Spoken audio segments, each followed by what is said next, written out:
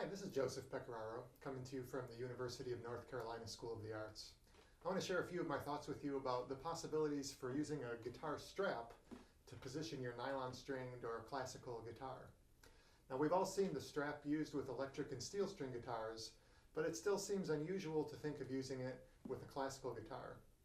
In the early centuries of the classical guitar, playing with a strap was common, but then it seemed to have fallen out of popularity and been replaced by what we now think of as the traditional method of positioning on your leg with a footstool. In recent years, though, many guitarists have been casting the footstool method aside in favor of other ways of supporting the guitar.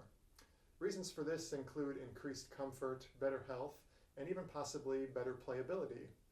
There are many kinds of other supports out there, including frame supports, such as the A-frame or the ErgoPlay, supports that elevate the whole guitar, such as the Dynorite cushion, and single cup supports like the Gitano or the Necco.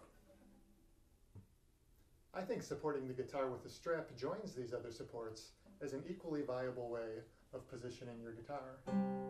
The reasons many guitarists may be skeptical of using a strap are concerns that it won't allow them to play their best, or perhaps worries that the audience will perceive this as somehow less sophisticated or refined. I would judge for yourself, though, as the world of guitar is evolving very rapidly and people are casting previous conceptions aside quickly. Remember that our brains are very capable of making adjustments and can actually get used to a variety of ways of holding the guitar.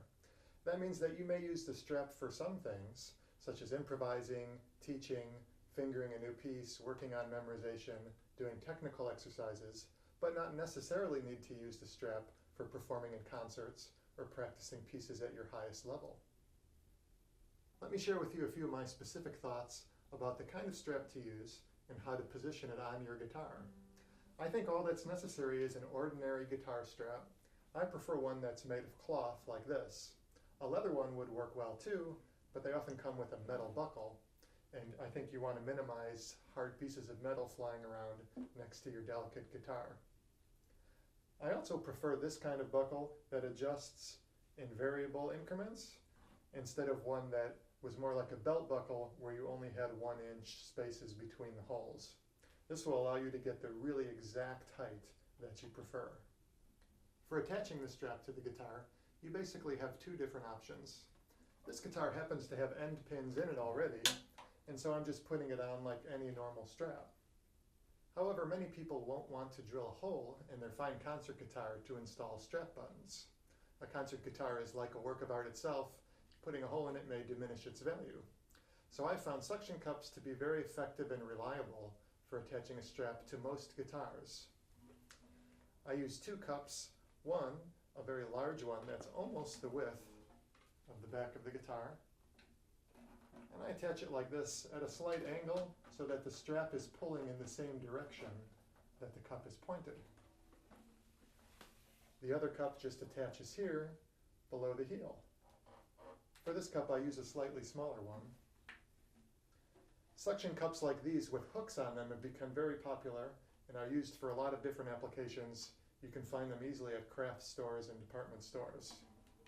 If your guitar has a very porous or French polished finish on the sides, then the suction cups probably won't stick reliably. There are a number of products out there that are designed to help solve this problem, and you can easily evaluate the effectiveness and safeness to your finish of those on your own. A lot of the devices out there today use suction cups to attach to the guitar. Many people are concerned about suction cup failure, especially in a performance. I found that if you keep the suction cup clean and the guitar clean, they're quite reliable. I've given hundreds of performances with a strap attached with suction cups, and I've never once had the cups pop off on stage. They're really quite strong. Keeping the guitar clean means just periodically using a little bit of polish or something that would break down any oils,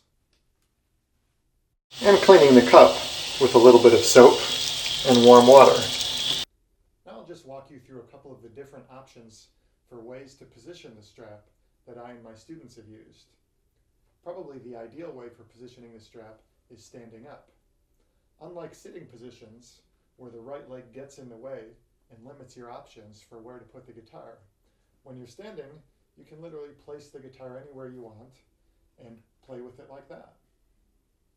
One of the biggest concerns many people have about playing with the strap is the stability of the guitar. It's true that when just using a strap, if you're like me and like to put the weight of your right arm down on the lower bout of the guitar, the head will pop forward.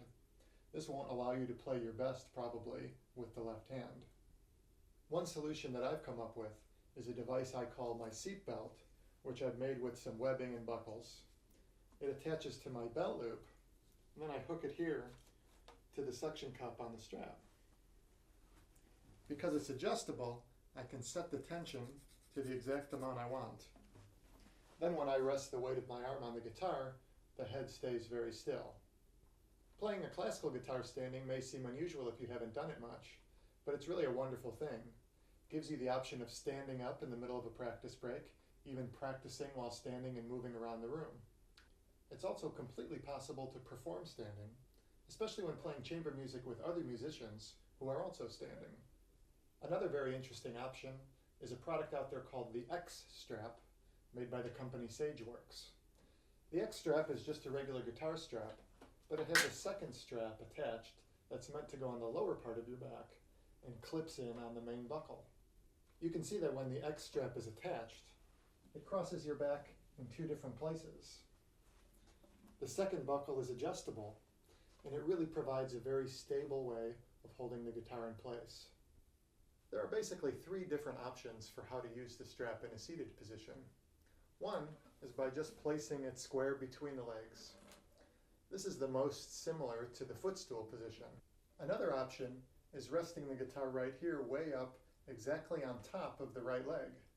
This moves the guitar further to the right. The position is actually quite nice, right in front of you.